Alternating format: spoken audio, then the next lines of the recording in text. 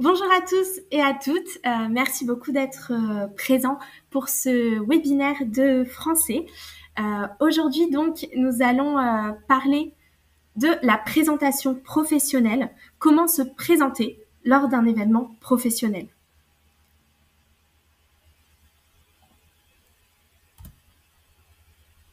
Donc, voici le sommaire de notre webinaire d'aujourd'hui. Tout d'abord, on va commencer par comment construire votre présentation. Ensuite, nous continuerons par discuter de comment s'adapter et comment adapter notre discours au public et au contexte. Et ensuite, nous discuterons ensemble de comment engager une conversation légère dans ce contexte.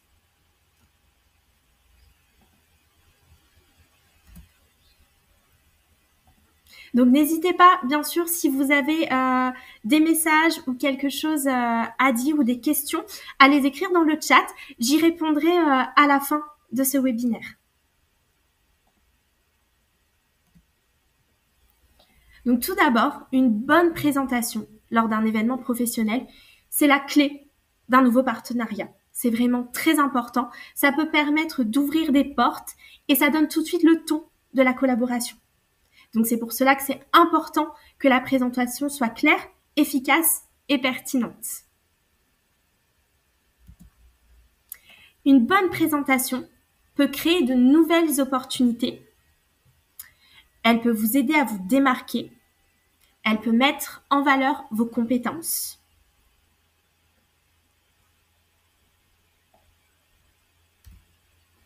Comment construire votre présentation? On va voir ensemble différentes manières de le faire. Donc tout d'abord, comment commencer? Il est important de se présenter de manière claire et directe. Par exemple, bonjour, je m'appelle Marie, je suis chef de projet dans le secteur de la santé. Il est important donc que ce soit clair, efficace et qu'on ne fasse pas de phrases trop longues. Autre exemple, je suis Thomas, ingénieur en informatique, spécialisé dans la cybersécurité.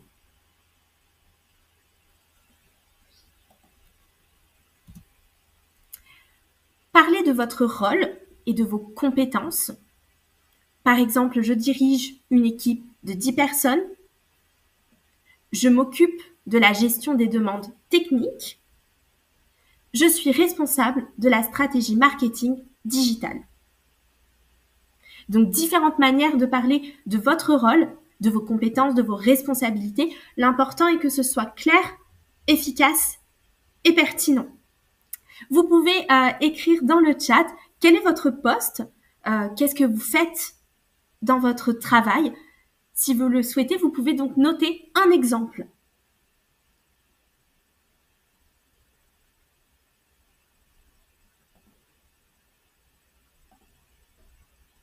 Ok, génial.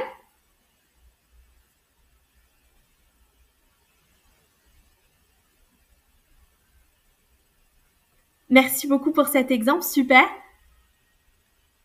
Ok, génial. Directeur d'agence transport, ok, super. Merci beaucoup. Donc, quel type de responsabilités sont importantes et lesquelles est-ce qu'on peut mentionner? Donc, on peut parler de gérer les relations avec les fournisseurs, d'organiser les achats de matériel. On peut parler aussi d'être responsable de l'accompagnement des nouveaux employés, d'analyser les données pour aider à la prise de décision. Toutes ces responsabilités sont pertinentes et importantes à dire.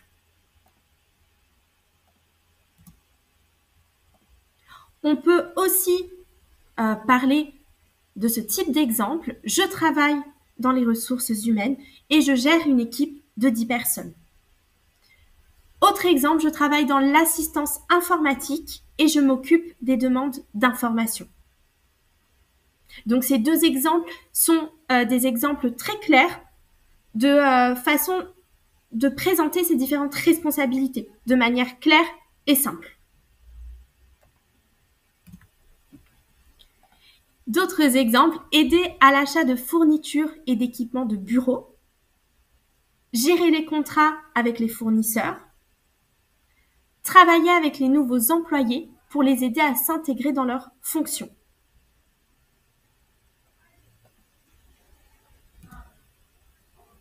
Quelle responsabilité avez-vous donc dans votre travail? Vous avez ici donc différentes responsabilités qu'on peut avoir. Vous avez la traduction en anglais qui se trouve à gauche si besoin. Donc, la gestion de projet, le service client, l'analyse financière, les ventes et marketing, les ressources humaines ou RH, souvent appelé en France, le support informatique,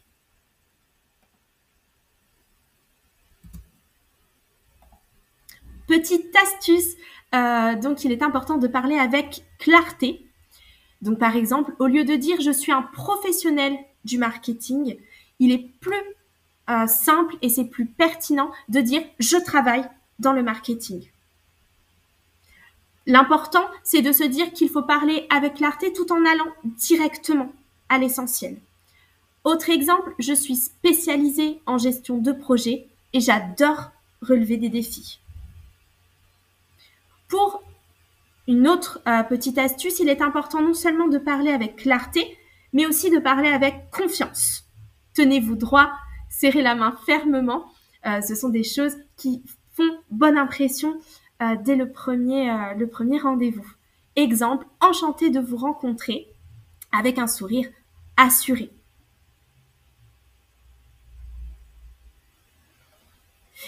Donc je vois votre question, est-on dans une formation pour parler en anglais ou en français? On est dans une formation pour parler en français. Aujourd'hui, c'est un webinaire de français. J'espère que j'ai bien répondu à votre question. On continue ensuite par la partie adapter votre discours à votre public. Il est effectivement très important d'adapter notre façon de parler, d'adapter notre manière aussi de se présenter par rapport au contexte et au public.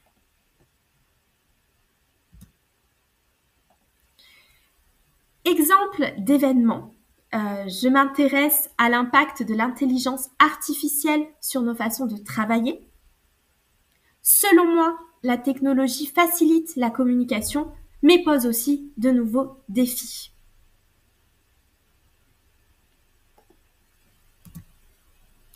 Exemple d'événements financiers et de phrases pertinentes que l'on peut utiliser. Je suis spécialisée dans la gestion des investissements. Je pense que l'éducation financière est essentielle pour tout le monde.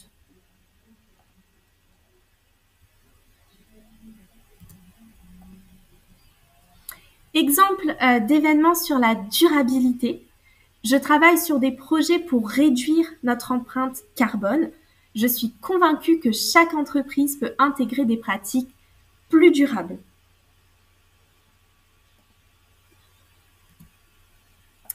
Lors d'un événement économique, voici quelques phrases que l'on peut utiliser. Je m'intéresse aux liens entre économie et innovation. La politique économique influence directement nos choix professionnels.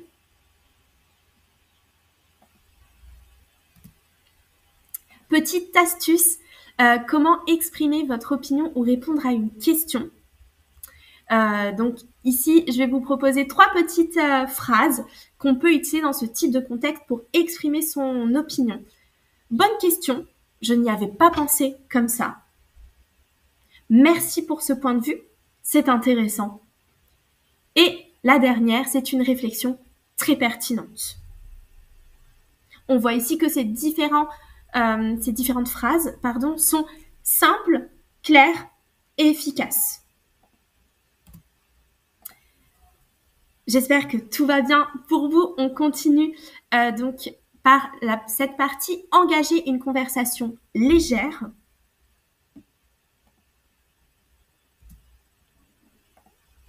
Donc lors d'une conversation légère, il est important de parler de votre parcours, de votre ville, de vos centres d'intérêt, de ce que vous aimez faire, de ce qui fait que vous êtes vous. Donc, pour parler de son origine et de son parcours, Voici un exemple. Je viens de Toulouse et je travaille dans le secteur de la logistique depuis 5 ans. Pour parler de ces centres d'intérêt professionnels, je suis passionnée par l'innovation dans le secteur de l'éducation. Je m'intéresse beaucoup au développement durable en entreprise. C'est à vous, c'est votre moment. Si vous avez des idées, vous pouvez les écrire dans le chat. Quel centre d'intérêt pouvez-vous partager dans un contexte professionnel à votre avis? De quoi est-ce qu'on peut parler? Est-ce que vous avez des idées? Est-ce que vous avez des exemples? Vous pouvez les écrire dans le chat. La RSE, les sports, ok.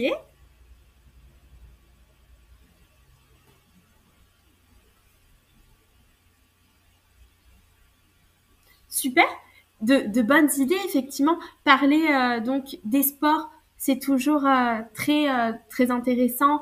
La marque employeur, d'accord. Super, effectivement, des centres d'intérêt qui sont pertinents dans un contexte professionnel.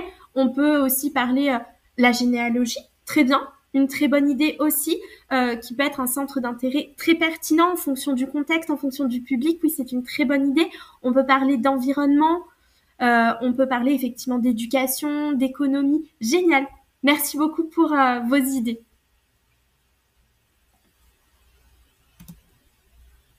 Pour terminer une conversation, voici quelques phrases pour conclure votre échange, pour terminer votre échange. Ce fut un plaisir d'échanger avec vous, qui est une phrase très utilisée. Restons en contact. Je serai ravie de poursuivre cette discussion bientôt. Donc, il permet de conclure la conversation tout en laissant une ouverture vers une autre discussion plus tard.